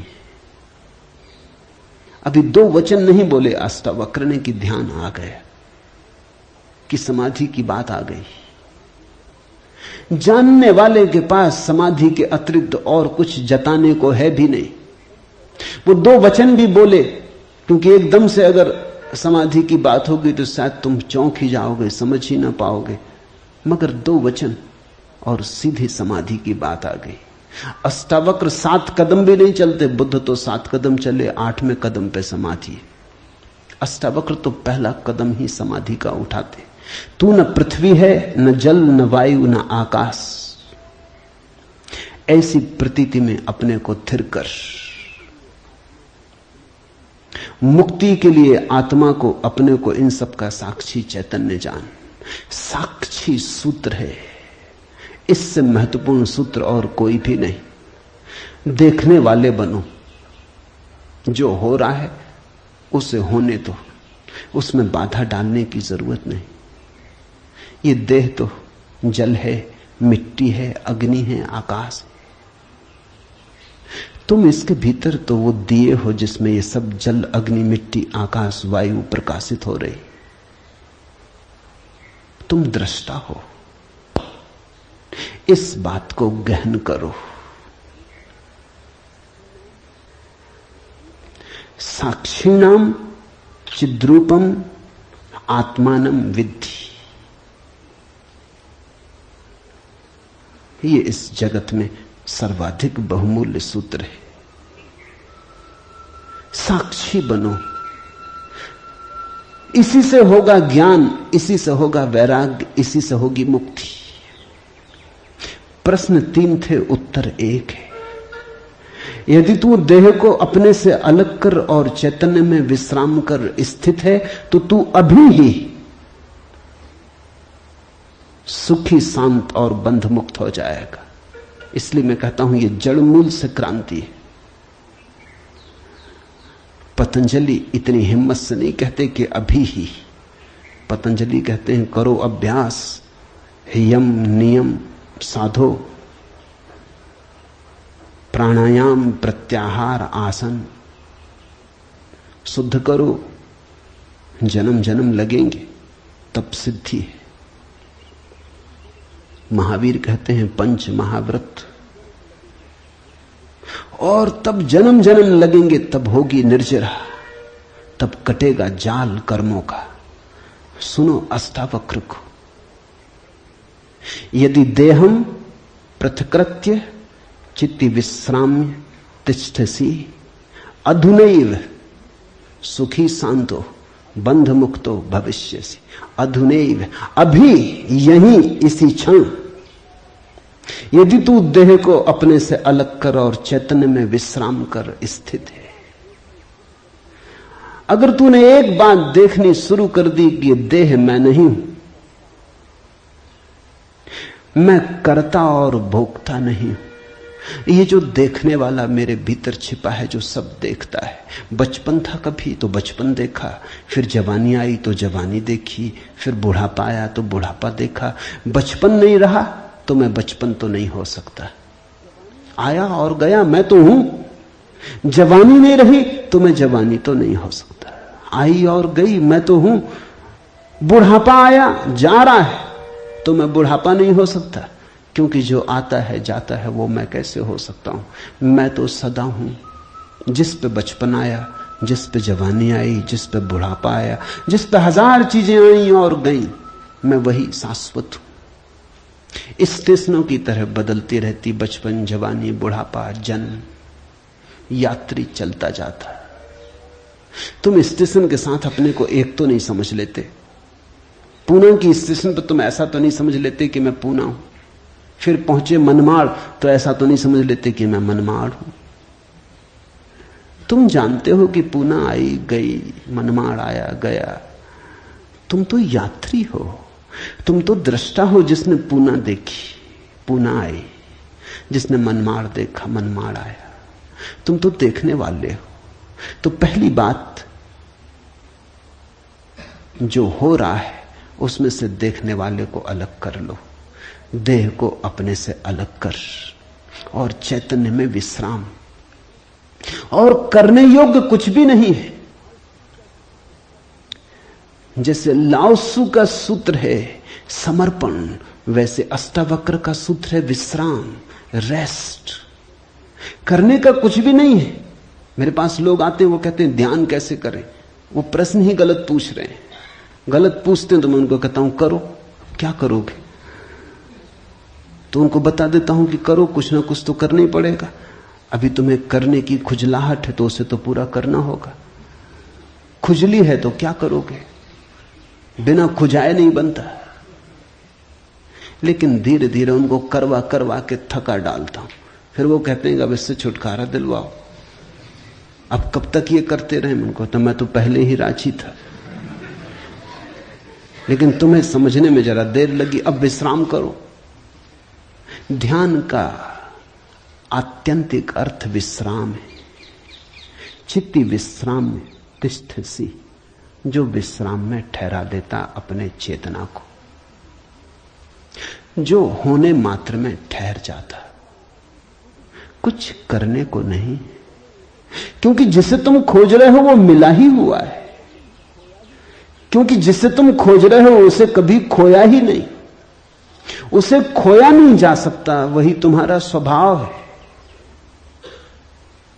अयम आत्मा ब्रह्म, तुम ब्रह्म हो, अनल हक, तुम सत्य हो। कहां खोजते हो? कहां भागे चले जाते हो? अपने को ही खोजने कहां भागे चले जाते हो? रुको, ठहरो। परमात्मा दौड़ने से नहीं मिलता, क्योंकि परमात्मा दौड़ने वाले में छिपा है। परमात्मा कुछ करने से नहीं मिलता, क्योंकि परमात्मा करने वाले में छिपा है। परमात्मा के होने के लिए कुछ करने की जरूरत ही नहीं, तुम हो ही। इसलिए अष्टावक्र कहते हैं चित्ति विश्राम में विश्राम करो, ढीले छोड़ो अपने को, ये तनाव छोड़ो। कहां जाते? कहीं जाने को नहीं, कहीं पहुंचने को नहीं। और चैतन्य में विश्राम तो तू अभी ही इसी क्षण अधुनैव सुखी, शांत और बंध मुक्त हो जाएगा। अनूठा है वचन, नहीं कोई और शास्त्र इसका मुकाबला करता है। तू ब्राह्मण आदि वर्ण नहीं, और न तू कोई आश्रम वाला है, और न आंख आदि इंद्रियों का विषय। असंग और निराकार तू सबका, विश्व का साक्षी है, ऐसा जानकर सुखी हो। अब ब्राह्मण कैसे टीका लिखे? तू ब्राह्मण आदि वर्ण नहीं। अब हिंदू इस शास्त्र को कैसे सिर पे उठाएं? क्योंकि उनका तो सारा धर्म वर्ण और आश्रम पे खड़ा है, और ये तो पहले से ही अष्टावक्र जड़ काटने लगे। वो कहते हैं तू कोई ब्राह्मण नहीं है, न कोई शूद्र है, न कोई क्षत्रिय है। ये सब बकवास है, ये सब ऊपर के आरोपण है, ये सब राजनीति और समाज का खेल है। तू तो सिर्फ ब्रह्म है, ब्राह्मण नहीं, क्षत्रिय नहीं, शूद्र नहीं। तू ब्राह्मण आदि वर्ण नहीं, और न तू कोई आश्रम वाला है, और न तो यह है कि तू ब्रह्मचर्य आश्रम में है, कि गृहस्थाश्रम में है, कि वानप्रस्थ की संन्यास। कोई आश्रम वाला नहीं है।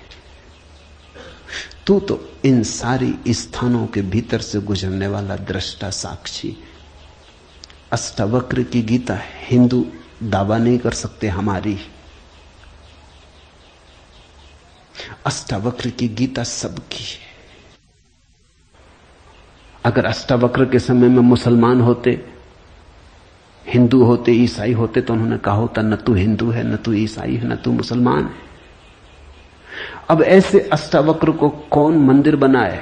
इसके लिए कौन इसके शास्त्र को सिर पे उठाए? कौन दावेदार बने? क्योंकि ये सभी का निषेध कर रहे हैं। मगर ये सत्य की सीधी घोषणा है, असंग और निराकार तू सबका, विश्व का साक्षी है, ऐसा जानकर सुखी हो। अष्टावक्र ये नहीं कहता कि ऐसा तुम जानोगे तो फिर सुखी होगे। वचन को ठीक से सुनना। अष्टावक्र कहते हैं ऐसा जानकर सुखी हो। न त्वम विप्रादिको वर्णो नाश्रमी नाक्ष गोचरा, असंगो असि निराकारो विश्व साक्षी सुखी भव। सुखी भव, अभी हो सुखी। जनक पूछते हैं कैसे सुख होगा, कैसे बंधन मुक्ति होगी, कैसे ज्ञान होगा? अष्टावक्र कहता है अभी हो सकता, क्षण मात्र की भी देर करने की कोई जरूरत नहीं है। इसे कल पर छोड़ने का कोई कारण नहीं, स्थगित करने की कोई जरूरत नहीं। ये घटना भविष्य में नहीं घटती, या तो घटती है अभी या कभी नहीं घटती। जब घटती है तब अभी घटती है, क्योंकि अभी के अतिरिक्त कोई समय ही नहीं है। भविष्य कहां है? जब आता है तब अभी की तरह आता है। तो जो भी ज्ञान को उत्पन्न हुए हैं अभी उत्पन्न हुए। कभी पर मत छोड़ना, वो मन की चालाकी है। मन कहता है इतने जल्दी कैसे हो सकता है, तैयारी तो कर ले। मेरे पास लोग आते हैं, वो कहते हैं संन्यास लेना। लेंगे कभी, कभी कभी ना लोगे। कभी पर टाला तो सदा के लिए टाला, कभी आता ही नहीं। लेना हो तो अभी, अभी के अतिरिक्त कोई समय ही नहीं है। अभी है जीवन, अभी है मुक्ति, अभी है अज्ञान, अभी है ज्ञान, अभी है निद्रा, अभी हो सकता जागरण। कभी क्यों? कठिन होता मन को, क्योंकि मन कहता है तैयारी तो करने दो। मन कहता है कोई भी काम तैयारी के बिना कैसे घटता। आदमी को विश्वविद्यालय से प्रमाण पत्र लेना है तो वर्षों लगते, डॉक्टरेट करनी है तो 20-25 साल लग जाते, मेहनत करते करते फिर आदमी आके डॉक्टर हो पाता। अभी कैसे हो सकते? अष्टावक्र भी जानते, दुकान करनी हो तो अभी थोड़ी खुल जाएगी। इकट्ठा करना पड़े, आयोजन करना पड़े, सामान लाना पड़े, दुकान बनानी पड़े, ग्राहक खोजने पड़े, विज्ञापन भेजना पड़े, वर्षों लगते हैं। इस जगत में कोई भी चीज अभी तो घटती नहीं, क्रम से घटती है। ठीक है, अष्टावक्र भी जानते हैं, मैं भी जानता हूं, लेकिन एक घटना यहां ऐसी है जो अभी घटती है, वो परमात्मा है।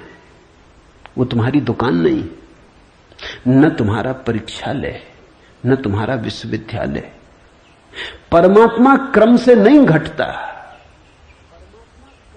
परमात्मा घट ही चुका है। आंख भर खोलने की बात है, सूरज निकल ही चुका है। सूरज तुम्हारे आंख के लिए नहीं रुका है कि तुम जब आंख खोलोगे तब निकलेगा। सूरज निकल ही चुका है, प्रकाश सब तरफ भरा ही है, अहिर्निश गूंज रहा उसका नाद, ओंकार की ध्वनि सब तरफ गूंज रही है, सतत अनाहत चारों तरफ गूंज रहा है। खोलो कान, खोलो आंख। आंख खोलने में कितना समय लगता है, उतना समय भी परमात्मा को पाने में नहीं लगता। पल तो लगता पलक के झपने में। पल का अर्थ ही होता है जितना समय पलक को झपने में लगता उतना पल, मगर परमात्मा को पाने में पल भी नहीं लगता।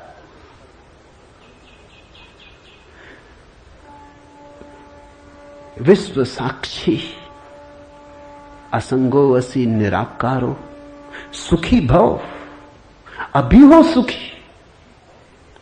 उधार नहीं है अष्टावक्र का धर्म, नगद, कैश।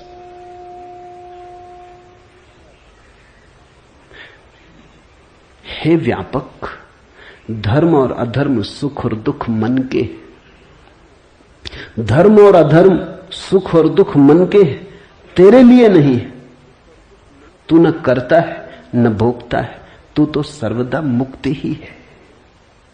मुक्ति हमारा स्वभाव है, ज्ञान हमारा स्वभाव है, परमात्मा हमारा होने का ढंग है, हमारा केंद्र है, हमारे जीवन की श्वास है, हमारा होना है।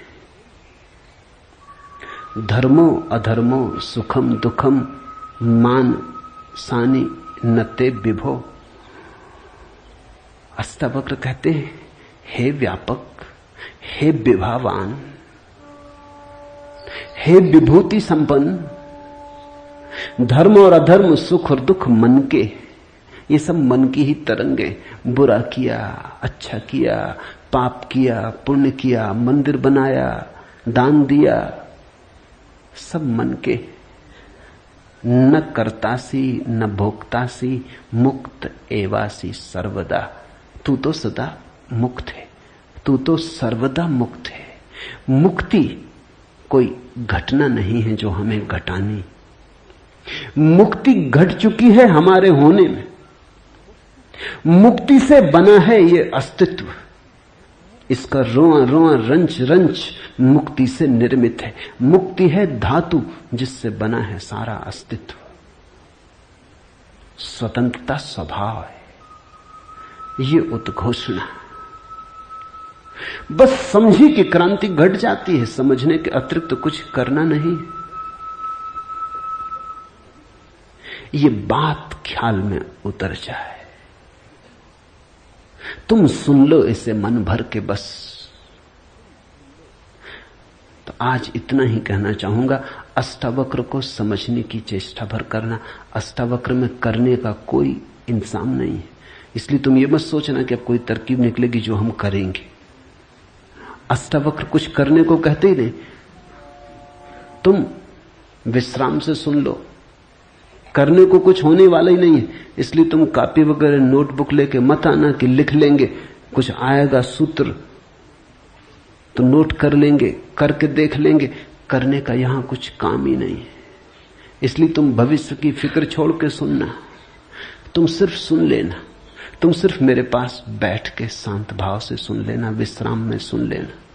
सुनते सुनते तुम मुक्त हो जा सकते हो। इसलिए महावीर ने कहा है कि श्रावक मुक्त हो सकता है सिर्फ सुनते सुनते। श्रावक का अर्थ होता है जो सुनते सुनते मुक्त हो जाए। साधु का तो अर्थ ही इतना है कि जो सुन सुन के मुक्त ना हो सका, थोड़ा कमजोर बुद्धि का है, कुछ करना पड़ा। सिर्फ कोड़े की छाया काफी न थी, घोड़ा जरा कुजात है, कोड़ा फटकारा तब थोड़ा चला, या मारा तो थोड़ा चला। छाया काफी है। तुम सुन लेना, कोड़े की छाया दिखाई पड़ जाएगी। तो अष्टावक्र के साथ एक बात स्मरण रखना, कुछ करने को नहीं है, इसलिए तुम आनंद भाव से सुन सकते हो। इसमें से कुछ निकालना नहीं है कि फिर करके देखेंगे। जो घटेगा वो सुनने में घटेगा। सम्यक श्रवण सूत्र है। अधुनैव सुखी शांतो बंध मुक्तो भविष्यसि। अभी हो जा मुक्त, इसी क्षण हो जा मुक्त। कोई रोक नहीं रहा, कोई बाधा नहीं, हिलने की भी जरूरत नहीं है। जहां है वहीं हो जा मुक्त, क्योंकि मुक्त तू है ही। जाग और हो जा मुक्त। असंगो असि निराकारो विश्व साक्षी सुखी भव। हो जा सुखी। एक पल की भी देर करने की कोई जरूरत नहीं। छलांग है, क्वांटम छलांग। सीढ़ियां नहीं है अष्टावक्र में, क्रमिक विकास नहीं है, सडन इसी क्षण हो सकता है। हरिओम तत्सत। आज इतना ही।